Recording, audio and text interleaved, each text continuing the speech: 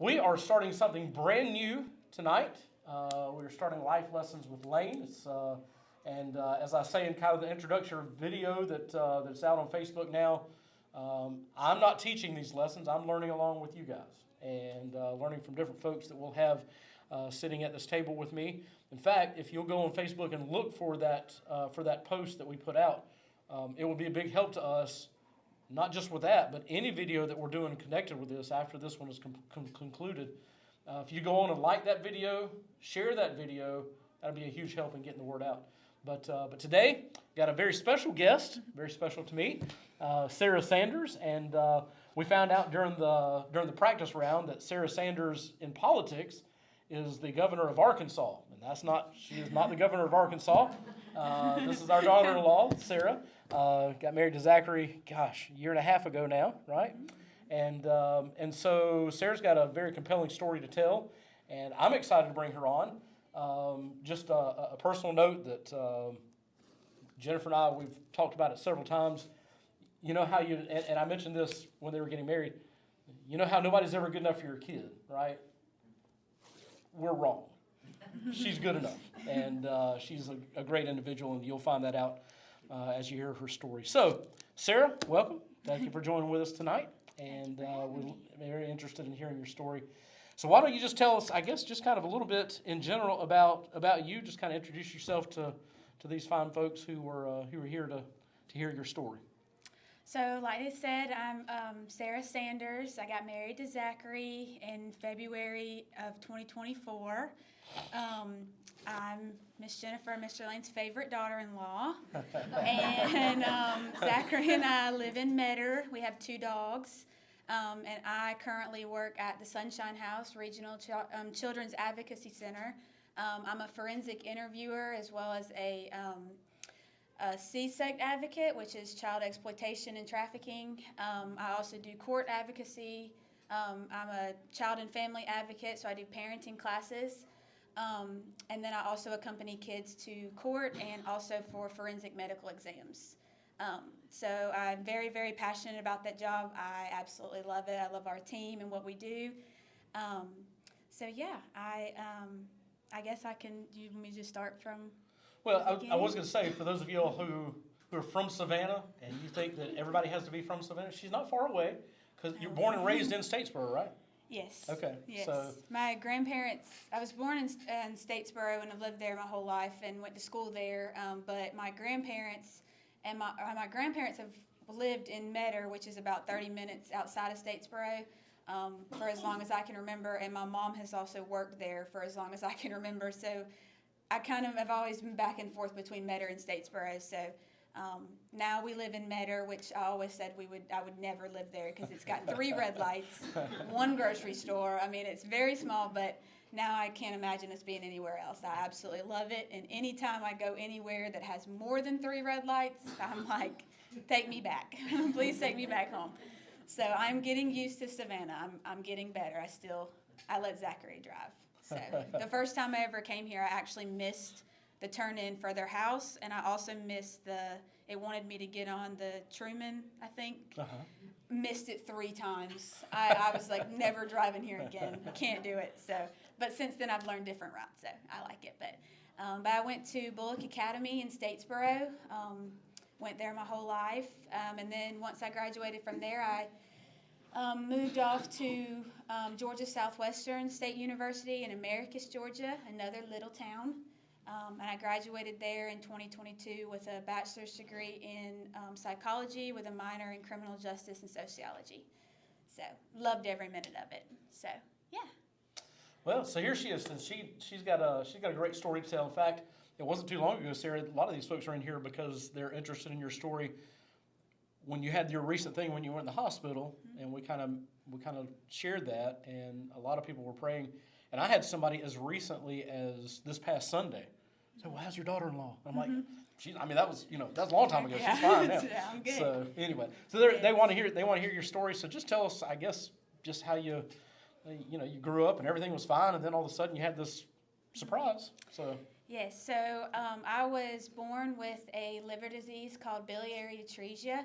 And it basically means that you have ducts that go to your liver, and they carry bile, which also has like nutrients, and it breaks down food. And biliary atresia means that your ducts are either really narrow or they just don't exist at all. And so when the bile can't move through them, it gets stuck in the liver and it destroys the liver cells, which ends up being liver disease or liver failure. It can lead to that very, very quickly.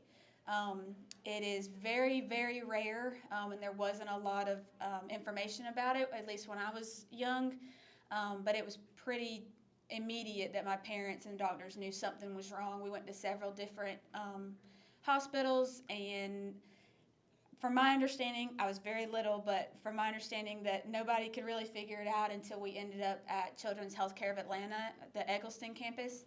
And there was a doctor there who knew how to do what's called a Kasai procedure. And it basically means that where those ducts were not working properly, he was able to take part of my small intestines and fix those ducts for the time being. And it was not experimental, but not a lot of doctors know how to do that procedure. So we got very lucky that we were able to find one, and they were just here in Atlanta, or up in Atlanta, and not too far away. So they did that procedure on me when I was very, very little, like a couple months old. I think that's a question my mom can come. She can probably correct me in the live there, but. So they did Michelle, that. you can put that in the comments section. You can let us. Yes, please. She is like, she needs to be here because all the medical stuff, she takes notes. But they did that, and that's, it was really a total God thing that my parents will say it to this day, because there wasn't a lot of information, and the disease can be very fatal if you do not figure it out quick enough. Time is of the essence, and being able to find a doctor that could do that specific procedure was kind of like a needle in a haystack a little bit. But we were able to find one, and I had the procedure, and after that they were able to kind of give me a mix of different medications that kept me pretty healthy until 2006. And I had routine testing all the time, anywhere from every 3 months if I was having any issues to yearly, got down to where it was yearly, where I'd go in for what they call an endoscopy, which is a pretty simple procedure to my understanding. It's when they take a camera and they go down through your throat, and they put you to sleep for that.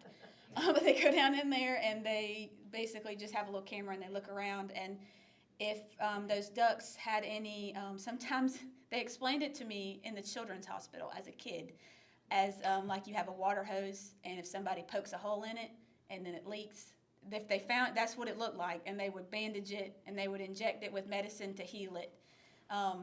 And so if they found any, they would do that. Sometimes they didn't find any leaks or anything, and so I was good to go. So they would do that very routinely. Your mother said you were 2 months old. Just 2 months old. Very little. See, I was close. But yes, so in 2006, my mom will have to also intervene here.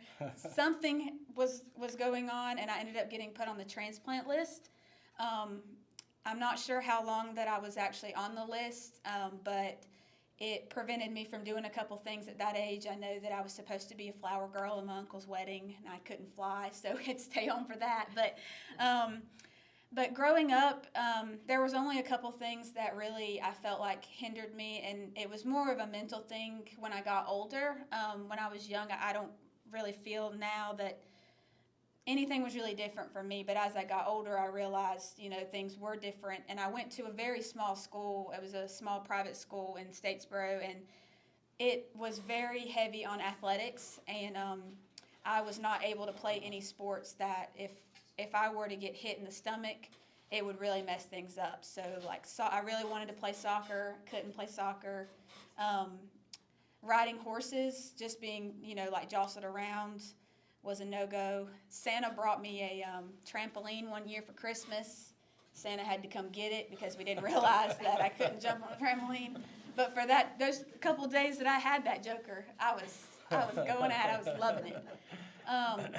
But really, it wasn't until I got older that I really started to notice that I was different and I couldn't do all the things that my friends were doing, and that's when it started really to kind of get to me and make me a little upset. But in 2006, I did not receive a liver transplant. I was taken off the list. I got better, and so they were able to remove me.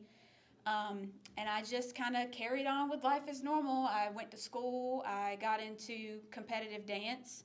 I couldn't do the flips, but I could dance. I loved that. I met so many people through that. And then when I got into middle school, I remember sitting down in the gym. They had this big meeting talking about all the sports you could get into. And of course, I tuned most of it out because I couldn't play sports. But I got to sign up for tennis, and I was really impressively bad at it. But I loved it. I loved being part of a team. I loved being able to play for the school, and I worked really hard at it. My parents and my sister both learned how to play tennis so we could practice together. And by the end, I played up until I graduated high school, and I absolutely love it. And I did get better, much better than I was when I started. So yeah, things were really great up until my senior year of high school. It was the summer going into senior year. I had a doctor's appointment up in Atlanta, and they told me that, the end goal we knew, the only cure for biliary atresia is a liver transplant. And even at that, it's a cure because it does fix things, but then you're a transplant recipient. So then you have all those things to follow. And so that summer we had a doctor's appointment, and they sat us down and just said, we're going to start doing some testing to get what's called a MELD score, which is it's basically a score that doctors and physicians use to test. It's all kinds of tests. They test for all the things, all the blood panels, the CT scans, MRIs, all the things to test the health of your liver. It's something for end-stage liver something. It stands for something is what I'm trying to think of, but I can't think of it off the top of my head. But it's a score that goes from the lowest is 6 and the highest is 40. And 6 means you're not sick at all, you're okay, but 40 means you're not looking so good. And so my score, from my knowledge, Mom, was a 15 when I got done with that testing for my first transplant. And I went to summer camp that year, and I didn't really notice anything being wrong. I thought, this is weird. I feel just the same as I've always done. But I went to summer camp, and my sister was there, and we decided to sign up for the hike. It was at Snowbird. I don't know if y'all are familiar with the youth camps called Snowbirds up in the mountains in North Carolina. So we were going to go on a hike in North Carolina up the mountains, and that didn't go well. I made it, but I did have to sit down a couple times. I was very out of breath. But it was on that hike that I really realized that, hey, I need to slow down. Something is wrong, and I need to really, take my time and just not be, just kind of, I needed to take a rest. And so at the end of that summer, they did put me on the list with a MELD score of 15 or 16, and it's confusing when you talk about it, because whenever you say 15 or 16 out of 40, that's okay. You think, oh, I've got months to a year before I receive a liver, but that's not how it works at all. So a liver is a really, really cool organ, and the fact that, kind of like a starfish, you can cut off a starfish's legs and they'll grow back. If you cut a liver in half and it has the right environment, a healthy environment, it will grow back. So a lot of transplant patients you can take a liver and half it, and a small portion could go to a baby who needs a new liver, and the other portion could go to an adult that needs a new liver, and they will regenerate. In my case, I had to have the full liver. And it depends too, because sometimes if you're sick, you're really sick, you need, the full organ. So both times that I had my transplants, I had full organ transplants. And I ended up being on the list. I was put on the list, I believe, in June or July of that summer. And on October 31st of that just a couple months later, I was in my first period anatomy class. And I was 18 at the time. And at 18, you didn't have to be signed out. I mean, you might have to bring a note, but, there was no reason that over the intercom of the whole high school I should have been called out of class, but I was. And I was like, well, this is weird. Something really bad must be happening right now. And so I got all my stuff, and I walked out. And again, really small school, everybody knew. We were all friends, and my classmates, there was 50 of us, and we were the biggest class to ever walk through the school. And these people I had been in school with since I was in kindergarten. They were, some of my best friends. And I walked out of my class and walked around the corner to to the office where my mom was standing, and my sister was there, I believe, and my grandma. And my sister, one of them was crying very, very, very bad. And I was like, oh my goodness, unprepared. And I just remember saying, Mom, what's wrong? I said it over and over again, and she was talking to somebody, so I was interrupting. But she finally, turned and looked at me and said, Children's Healthcare of Atlanta called, and they have a liver for you, and we've got to go. So, and it's like a drop everything. There's only a certain amount of hours you've got to get there, or that liver's gone. They're going to give it to somebody else. But the weird thing about the MELD score is, although I was just at a 15 or 16, somebody could be at a level 40, but if that liver doesn't match their needs, they can't do it. It won't be successful, and overall it would be a waste of an organ, because if it's not going to flourish with the blood type or, the size, the weight of the person, that kind of thing, it just won't work. So they had found a liver, and the only thing I know about my donor was that it was, I believe they told me it was a sudden thing that they had passed, and I would just assume a wreck or something like that, and they were, it was a male, I think is what they told me, and they were a little bit bigger than me, and that's all that they could say. But I went up there on October 31st, and November 3rd, the night of November 3rd, I went back for my surgery, and I woke up on November 4th with a brand new liver. I don't remember ever being sick before that. I remember feeling a little bit fatigued before, and then when I woke up from surgery, I was in the hospital for about 5 days, I believe. And then we have family that live in Sugar Hill, Georgia, which is about an hour from the hospital. Very lucky to have them there. So we were actually, they wouldn't let us go all the way back to Statesboro, because it's like 3.5 hours. So they let us go stay with them, and that's where I was able to recover with family and I had appointments. I had to get blood drawn 3 times a week for a while, and go visit just to get checked up on, and then I was able to come home. And that happened to be what felt like the worst flu season ever, because I had to wait. I couldn't go back to school because the flu was so bad. I had to wear a mask, and Lord forbid I had to wear a mask in high school. That was before masks were cool, right? Yeah, they were not. This was pre-COVID. They were not cool, and I was embarrassed, so I just didn't go to school. But it was really just the craziest thing, and I really do thank God for giving me that community. That's, the school, they worked with me. I remember walking into one class. It was that anatomy class that I got called out of, and I was like, man, what did I miss? Because it's a lot. I know I was gone for like half the year. And he just looked up at me and said, I think you learned enough about anatomy. You're good. And gave me a good grade in the class.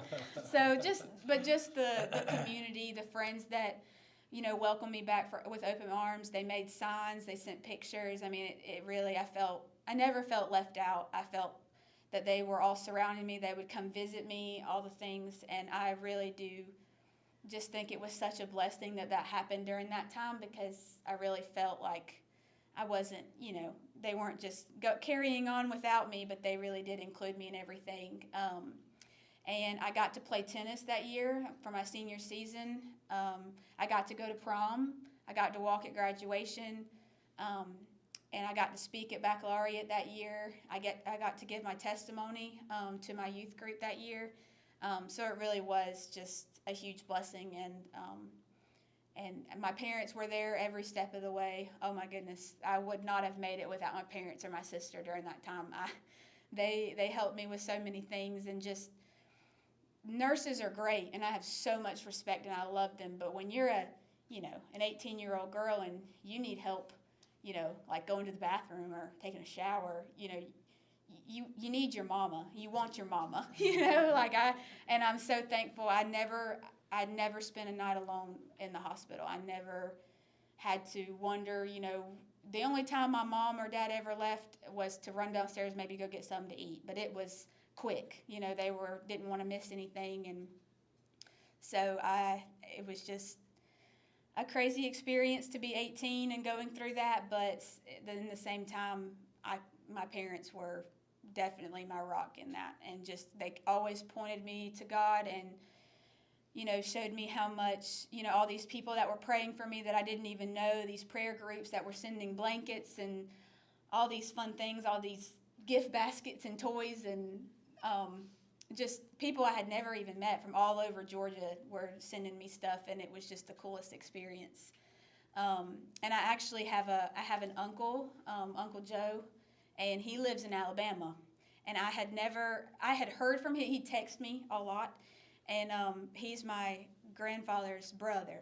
So he would text me all the time and just check on me and stuff. But I don't remember ever meeting him before this. But when I woke up from my transplant, I was really, really loopy.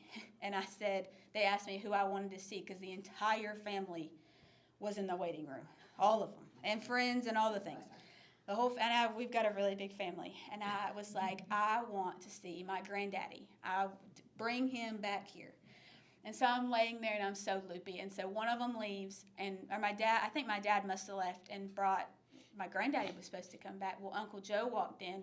They look alike, but they don't look identical. And I just looked at him and said, "You are not my granddaddy." And he just was like, "Oh, I know, honey, I know." But they were going to leave and stuff. So there were just so many blessings. And I just feel so appreciative that I had so much family and friends that were looking after me during that time. So. And then, complications. And then, yes, so that was that happened in November of my senior year of high school. And one of the things that really did make me feel just really defeated and really upset and broken was that prior to that, we had a college fair come to the school, because we were all, getting ready to graduate in the spring. And there was a college that was set up. They had a brand new nursing program, and that's what I thought I wanted to do, and it was Georgia Southwestern.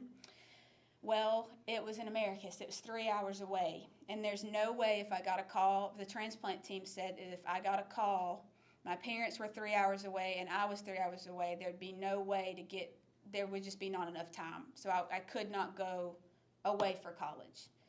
And that really just, I don't know. I think it was more of, I can't, so now I want to, and just that feeling of, well, I can't, that's just not what I want to do.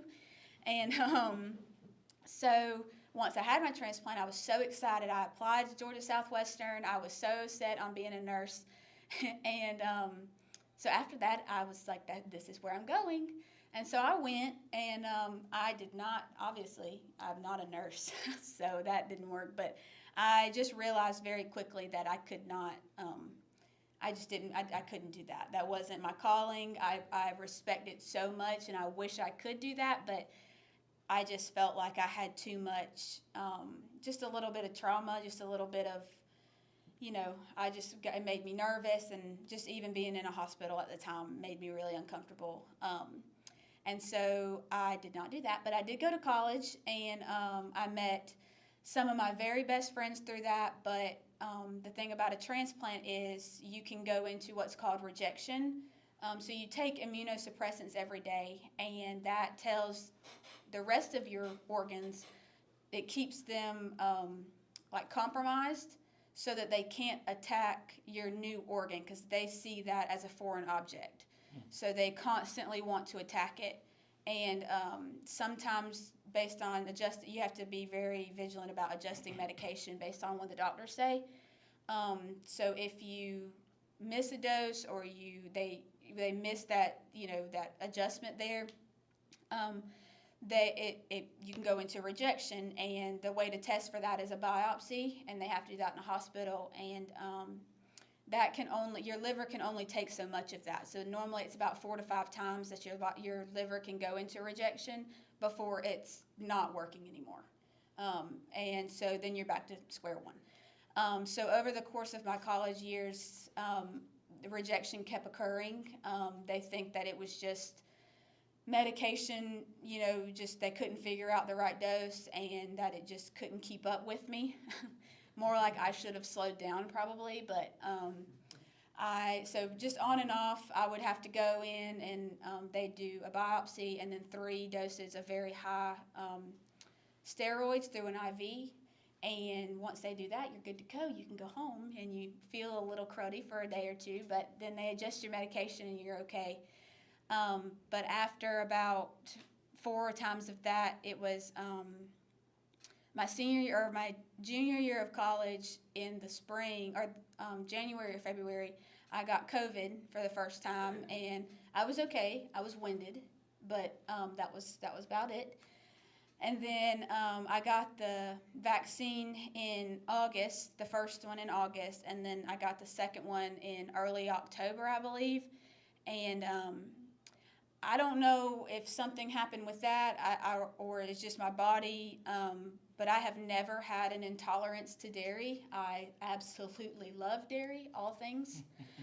But after that second shot, I couldn't, by the time I took a bite of something, it just was not staying with me. And I don't know what that was, but it just, I was having trouble keeping food down, which meant I was having trouble keeping my medication down.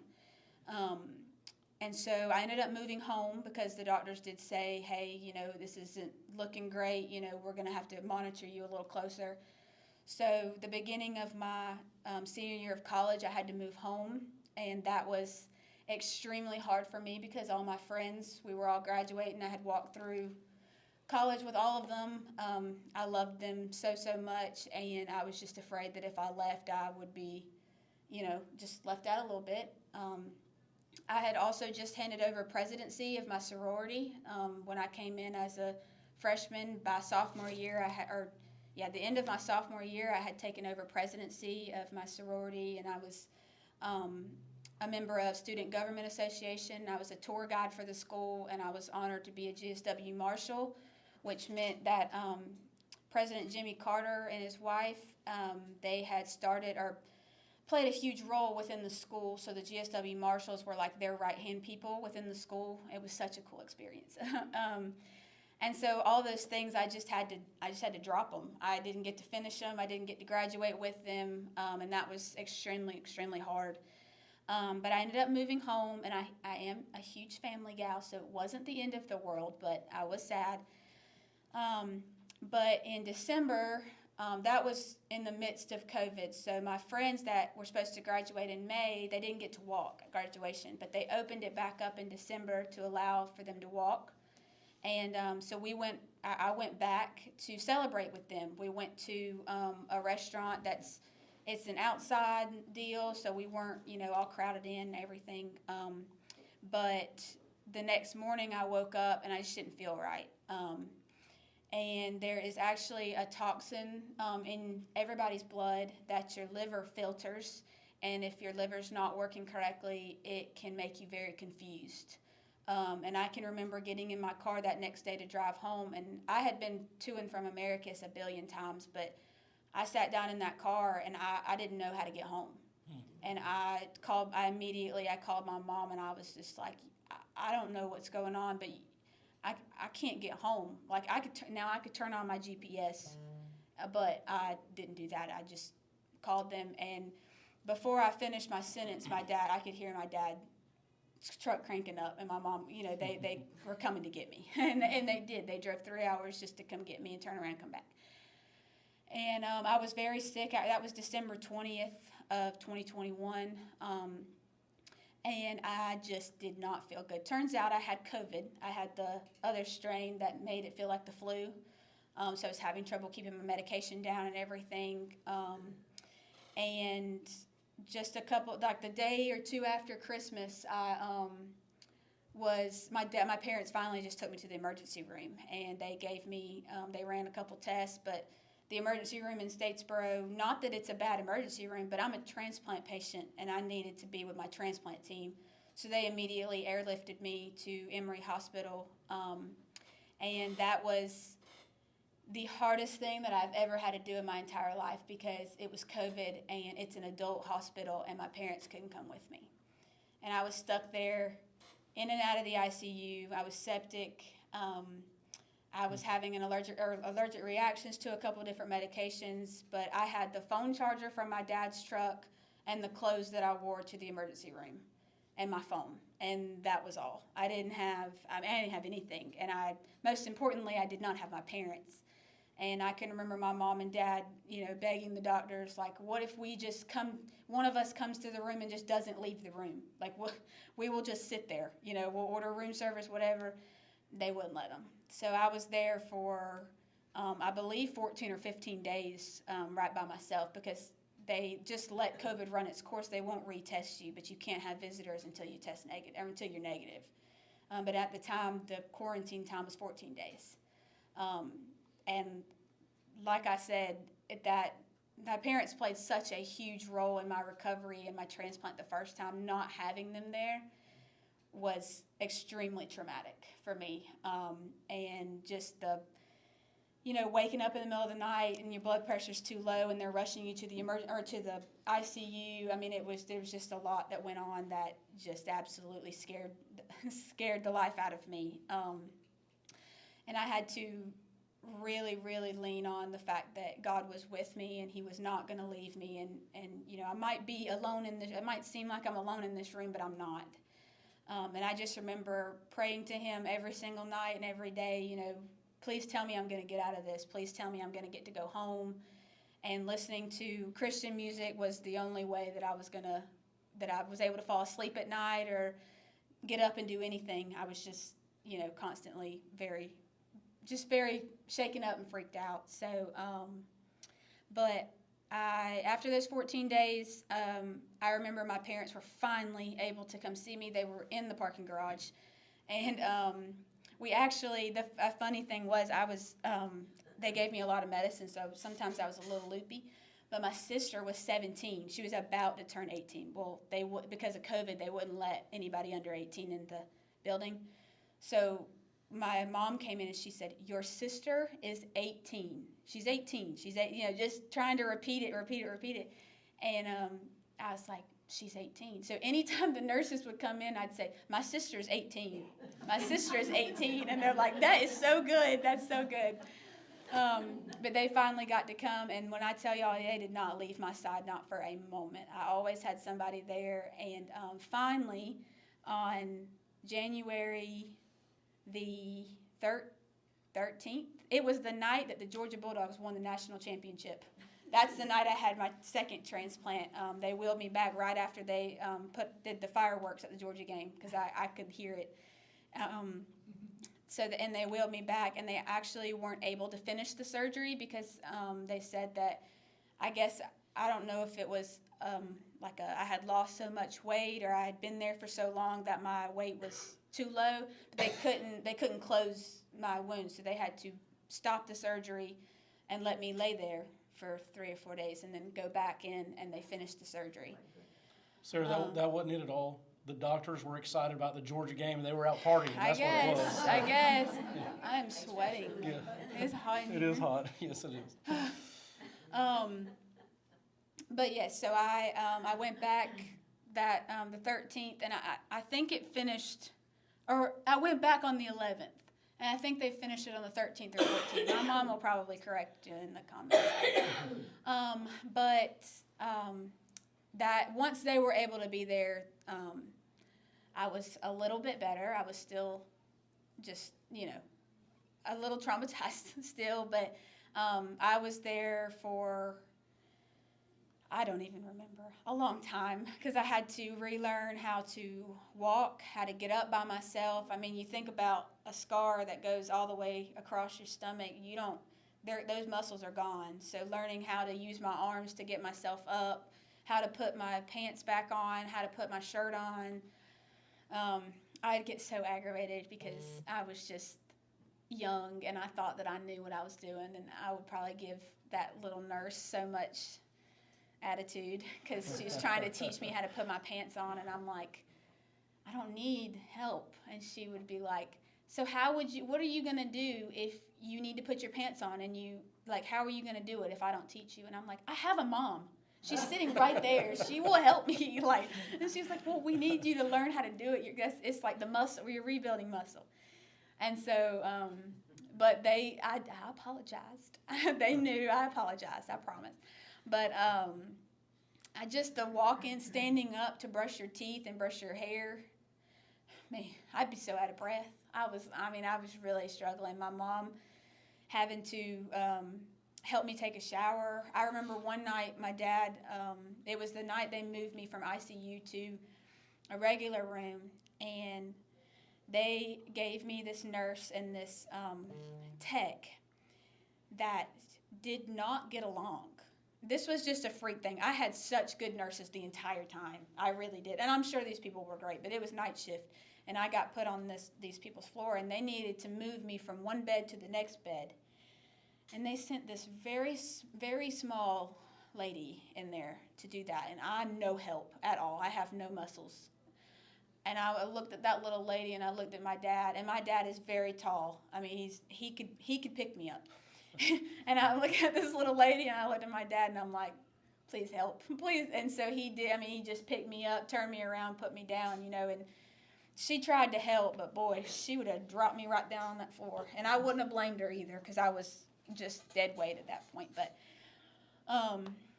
so just all of them. I mean, I just can't. I can't thank God enough for giving me people, because during that time too, I found out who my real friends were. People can walk. I mean, they can talk the talk and tell me, I'm praying for you. I'm here, all the things. But when you need them like that, it's radio silence there. So, but I'm thankful for that, because I did learn that I do have some friends that I would do absolutely anything for, because they did what they needed to for me. Through that is kind of also how I met Zachary a little bit, because at the time I was dating somebody else, and right after my transplant, like a couple days after, when I was in my right mind, that wasn't going to work. So I put that away. I ended that, and it wasn't a couple days later when I went through, and you do what you do. You take down the pictures and change the status on all the things, and so I did that. I did that as any girl would, and just a couple days, like maybe 2 or 3 days later, I get this message, and it was from Zachary, and he was just asking me. He had no idea about any of this.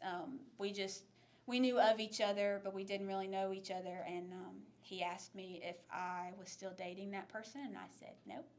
And then he asked to take me on a date, and I said nope.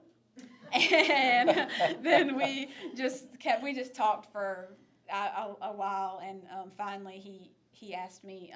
I did lie to him. I told him that I was visiting family in Atlanta, and because I just wasn't ready for that yet.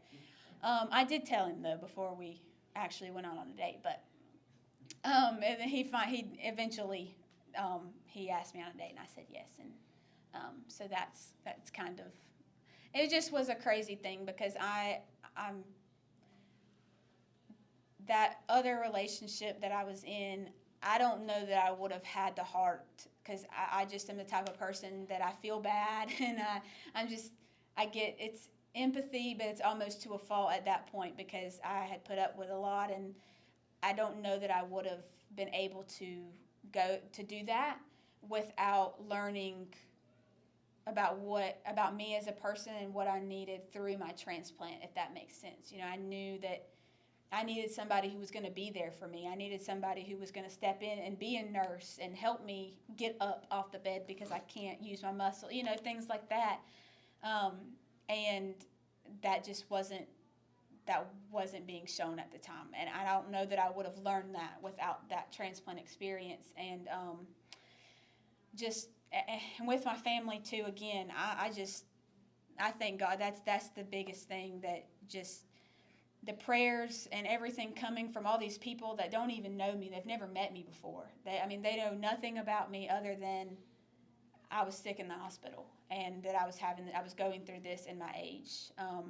But even in college, my youth group was reaching out. My youth pastor that I had at the time, she was calling and sending flowers and all the things, and I had friends that from college that were reaching out and taking care of my little sister when I couldn't, and that was something that I will thank them for forever, because my sister and I do have a little sister who is 21. She's not that little, but she is little to me. But at the time she was a senior in high school. So my mom and they were missing things from her, and I was supposed to be a senior in college at that point, and I wasn't getting to experience the things that a senior in college should, and she was having to do competition dance performances and events for school for the last time without my mom there, and when during with those kind of things, once again, you want your parents there, you want your sister there, and instead she was spending her weekends at Emory Hospital, sitting with me and hanging out with me in a hospital, and I know she wouldn't trade it for the world, but it just been a lot that she was, she put up with it too, people asking, how's your sister, and she was like, how am I,